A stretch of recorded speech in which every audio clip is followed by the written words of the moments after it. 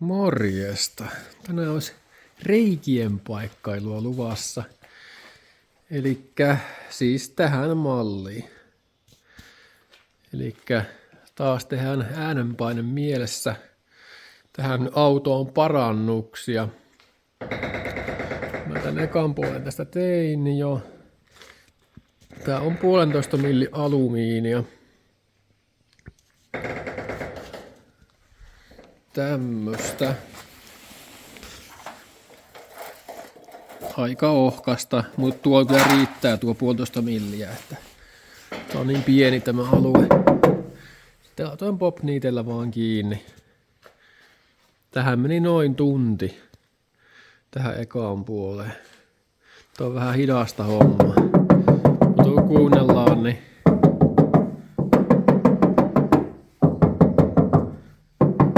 hyvin saman kuulonen. Tai aika sama tuo resonointitaajuus tuolla on, eli ei tarvitse vahvempaa ollakaan. Ja tämähän vahvistaa tavallaan tätä rakennetta tästä jonkun verran. Ja tuo lisää äänenpainetta. Minkä verran, niin no, sehän nähdään sitten, kun mä saan kaikki nämä reijät tätä paikattua. Eli mä teen tän luukun kaikki reijät täältä. Nuo kaikki umpeen. Sitten laitan nuo sivuposket tuolta ja tuolta umpeen. Eli mä tämmöstä 1,5 milli alumiinia laitan tänne luukkuun, mutta tämä on liian ohkasta siihen isoon palaa. Mä mittasin, niin mä tarvitsen 42 kertaa 42 senttiä palasen sinne niihin sivuposkiin. Ja mä saan tästä sen tehtyä. Tämä on 2 millistä. Eikä tää käynyt ei, vaikka se vähän päällekö 2 millistä, mä en muista, mutta mä saan tästä tehtyä sen sitten. Elikkä ideanahan tässä on, että otetaan niinku tästä muodosta, mikä täällä on, niin, tai kopioidaan se muoto, tehdään tämmönen sapluuna. Elikkä tässä näkyy tämä, minkä mä tein tää toiselle puolelle jo. Elikkä tämä tulee niinku tänne. Onko se näin päin?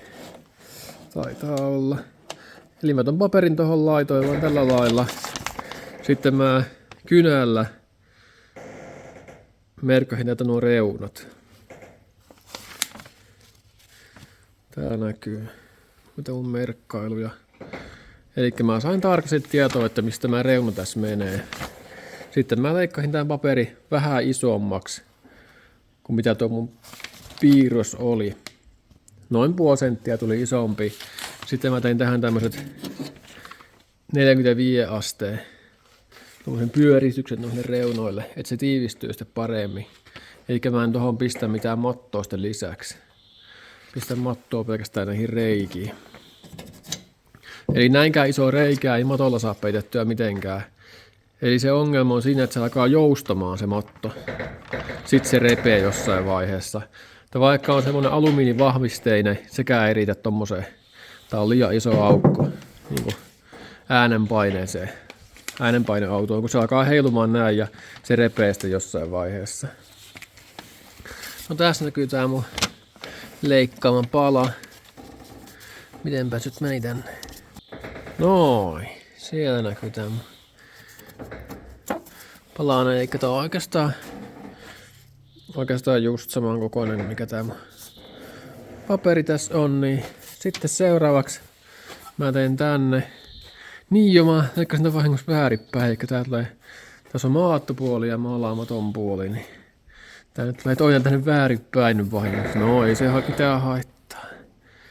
Eli se tulee tänne sitten tolla lailla. Eli mä tänne nyt eka teen ne 45 asteen taitokset tänne päihin. Et se uppoo tonne, kun tää on vähän liian iso tämä pala. Elikkä sen nyt voi tehdä ihan miten vaan lystää. Vaikkapa jollain tämmöisellä näin. Elikkä tosta vaan Otetaan pikkunen pätkä tosta ja kaivuetaan.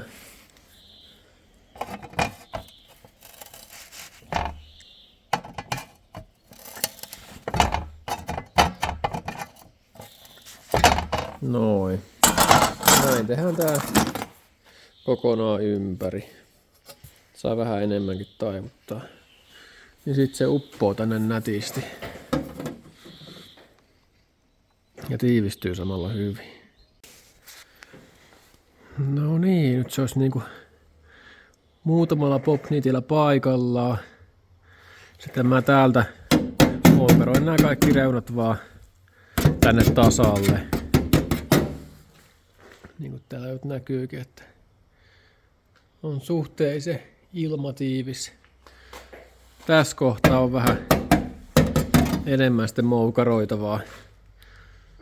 Nyt tää voi vähän lämmittääkin, jos ei tunnu, että jos ei mennä taipua, niin lämmittää, niin tää taipuu tosi helposti tämmönen alumiini sitten. Näin ohkana. Joo, ne olisi siellä. Tuo ei mennyt ihan niin kauan tähän toiseen. Yes. Sitten vaan vähän breaklineriä tonne tarvittaviin paikkoihin ja kutsutaan näitä tästä vähän.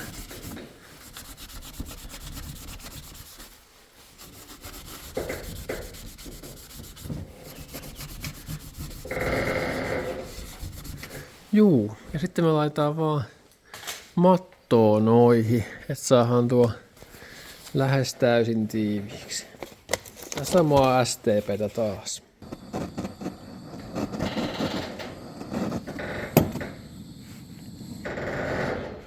Noin. Sitten vaan lätkästään tänne.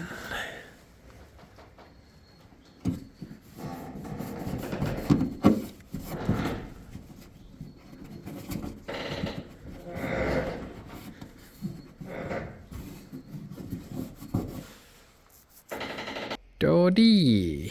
Nythän se alkaa näyttää jo joltakin. Elikkä mä näen kaikki ylimääräiset reijät täältä pisti umpeen. Tänne jäi pelkästään nuo kaikki tarvittavat reijät. Sitten nämä vedenpustoreijät mä jätin auki, kun nehän on tuossa tiestepinnan ulkopuolella, niin se ei vaikuta niin paljon. Ja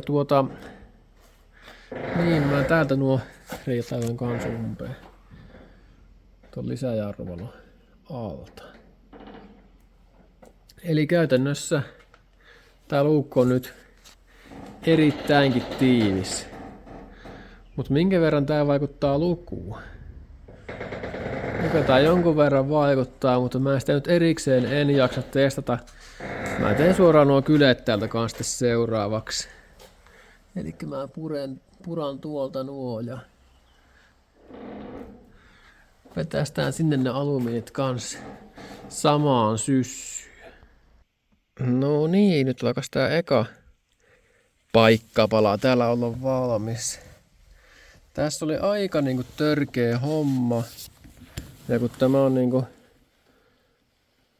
tämmönen kovera tämä kappale tai pitää olla. Aika paljonkin kovera, niin tästä tuli aika paljon niinku ongelmia sitten loppujen lopuksi. Eikä mä ei muuta alumiinia tosta niin paljon väännättää sisäänpäin, että tuo alumiini ei enää, tuo levy ei enää riittänyt tonne asti kunnolla.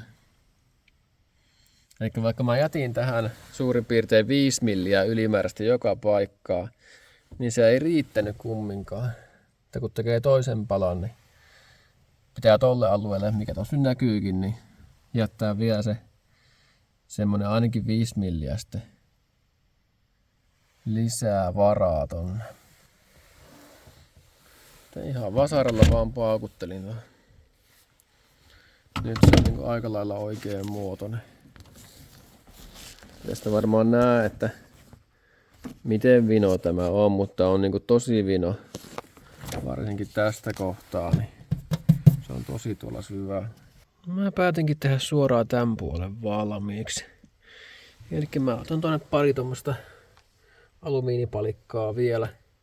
Sitten vähän vaimennusmattoa, niin sai ton tosta tiiviiksi. Ja mähän tein tästä ohkaisemmasta alumiinista, enkä sitä paksusta, koska se paksu tahto halkeilla, kun sitä muotoili. Ja tää ohkanen kesti se ton hakkauksen paremmin. Tää nyt ihan hyvältä tuntuu, että ei tää mitään mikään hirveän löysä ole, kun se on kumminkin niin tommonen kovera tuo pinta tossa noin, niin se tavallaan vahvistaa sitä, kun ei oo suora. Joo. Täältä näkyy tämä vielä.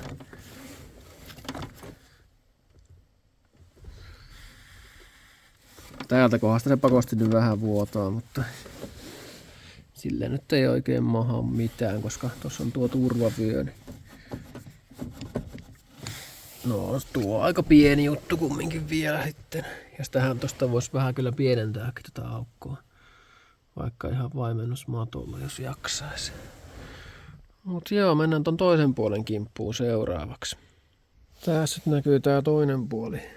Mitä mä tässä aloittelen. Eikä no kaikki nyt varmaan ymmärtää, että tommonen armoton reikä voi vaikuttaa aika paljon äänenpaineeseen. Ja täällä on tosi iso tämä tila, mikä täällä on. Joo. No me ollaan siihen tekemään niitä peitepaloja nyt seuraavaksi. Ja sen jälkeen päästään testaamaan äänenpaineen varoja, että minkä verran tulee lisää äänenpainetta vai tuleeko lisää äänenpainetta. No, sehän selviää tässä pian.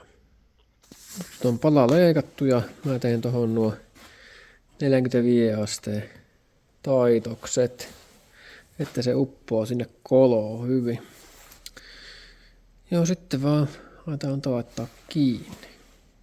Eli alkuun mä pistin ton suoran reunan tuolta kiinni ja ton tuolta keskeltä. Sitten vaan laitetaan moukaroimaan. Kaikki meitä muuta täältä pohjilleen.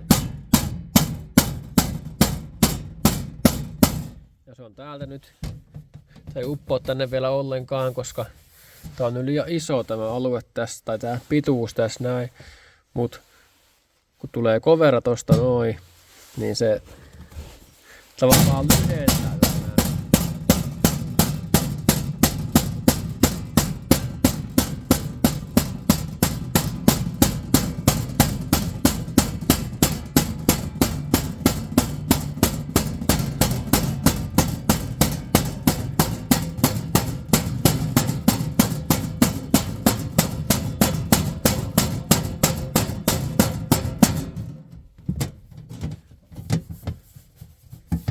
Nyt se menee sinne jo vähän paremmin.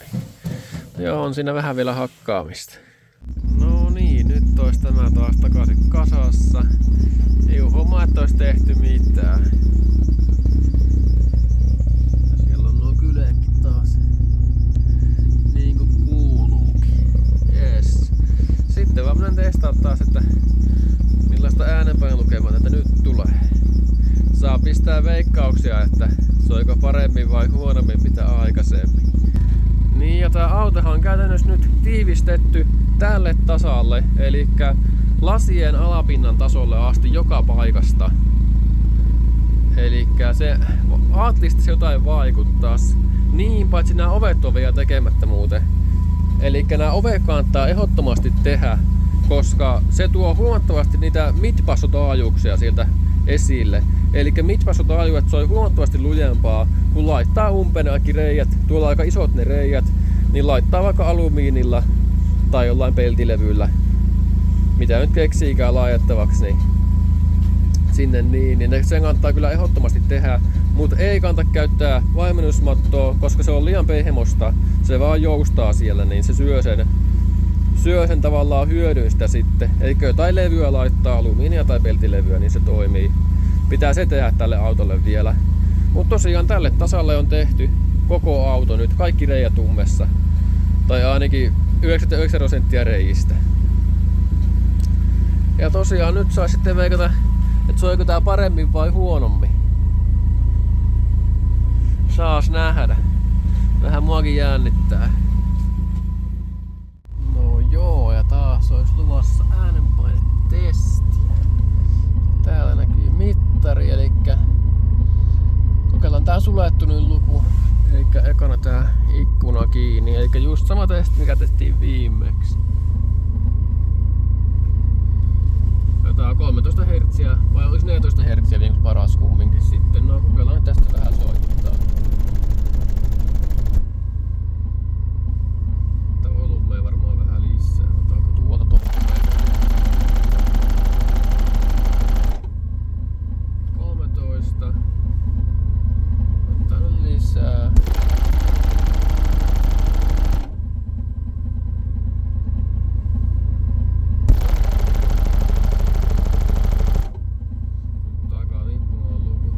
Lisää kun ottaa tän naksu.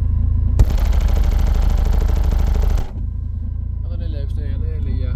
Kummikahan on parempi, 14 vai? Kokeillaan tuon 14 sitten vielä tästä laittaa. No se oli vähän parempi, laitetaan kaasua. Katsoisiko vielä vähän lisää lukua.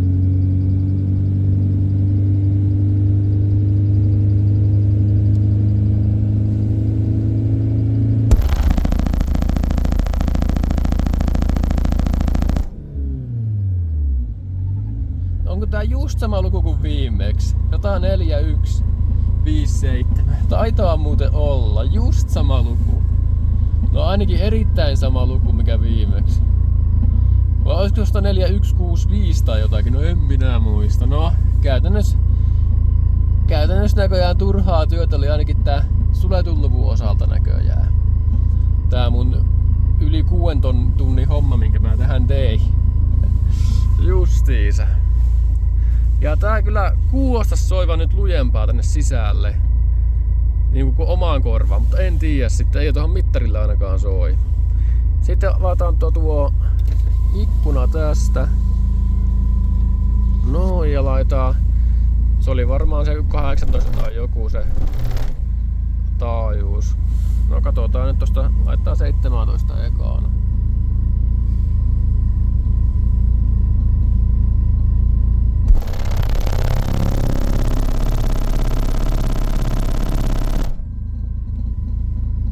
Sitten kokeillaan 18.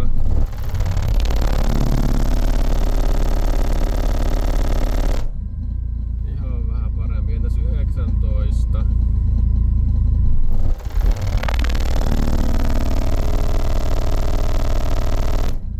Se oli jo huonompi. Elikkä se on tuo 8. Laittaa sitten vähän volaa lisää.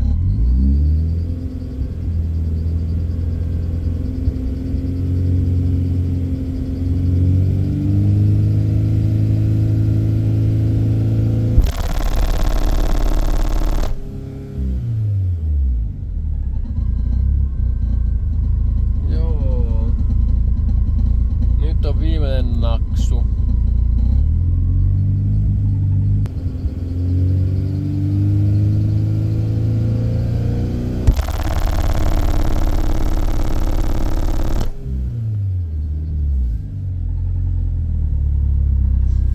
Joo. Eli itse asiassa tää soi nyt vähän huonommin. Aika mielenkiintoista. Että nyt niinku soi huonommin mitä aikaisemmin. Toki nyt on taas kylmempi keli, että sekin voi vaikuttaa sen -0,1 desibeliä helpostikin, kun nyt on taas vaan pari lämmintä. Ja no, siihen voi vaikuttaa moni muukin asia. Mut kyllä mä nyt oletin, että olisi ollut paremmin, koska se tuntui se paine nyt niinku puristavammalta mitä aikaisemmin. Mutta ainakin tuohon niskatukeen nyt soi huonommin mitä aikaisemmin, vähän se huonommin. Toki se lämpötilasta nyt kyllä voi johtua aivan hyvinkin. Joo, mielenkiintoista. Eli tätä auton sisätilavuudesta nyt lähti semmonen, no suurin piirtein mun verran lähti nyt tilavuutta pois. Eli aika aika monta kymmentä litraa, mutta eihän se ole niinku täysin efektiivistä he litraa mitä tuolla oli, kun tuossa on kuitenkin verhoiluja eessä. Et ei se niinku suoranaisesti suoraan niinku yhden henkilön verran oo, mikä tässä eestä niinku istuisi, vaikka tuossa Vukuskin penkillä. Mä veikkaan, että se vaikuttaisi enemmän kyllä se henkilö siihen sitten. Mut suurin piirtein kumminkin jotain muun verran tätä lähti litroja nyt pois tästä autosta. Tää aika niinku pieni tuo eroste kumminkin oli. Sitten jotenkin loppujen lopuksi. Mä olisin oottanut, että jotain puoli desibeliä tai jotain just lujempaa. No ehkä se voi tulla kykkeli tästä lämpiää, että kun nyt on kumminkin sen verran kylmempi. No joo, no soitetaan tätä samaa kappaletta nyt vielä ja huomatteko mitään eroa? Ette varmaan.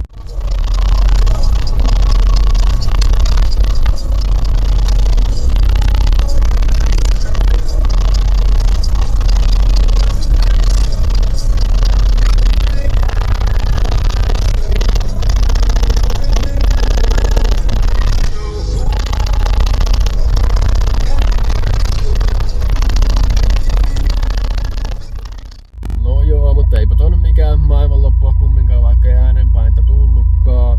Mä olisin joka tapauksessa tehnyt nuo sivuposket tuolta, koska mulla on tarkoitus pistää sinne jotain kaiutinta, koska tässähän autossa on tuo mid-passopuoli tosi huono nyt, ainakin omasta mielestä. Ja se passokaan ei toista, kun tuossa on se Infinite Baffle-asennus tuolla. Se ei toista korkeataajuuksia, koska se passo ei heilu korkeataajuuksella. Sinne menee vaan törkeästi tehoa ja mitään ei tapahdu, niin ne kannattaa leikata pois kylmäpiileesti sieltä. Turhaa kelaa lämmittää, kun ei se tule kumminkaan mitään äänenpainetta ulos. Niin ideana on antaa sinne jotain vähän isompaa kaiutinta sitten. Katsotaan nyt minkälaista sinne saa kehitettyä. Että mullahan jo toisessa autossa oli mulla oli 2 niitä 6,5 tuuman midejä ja oliko mulla hertsi jokut midit siellä se soi tosi nätisti, kun laittoi ne reijät justiin umpeen. Että oli tosi huomattavakin ero. Ja mä ajattelin tähän jotain saman tyylistä tehdä sitten. Katsotaan, no en mä nyt vielä varma, mutta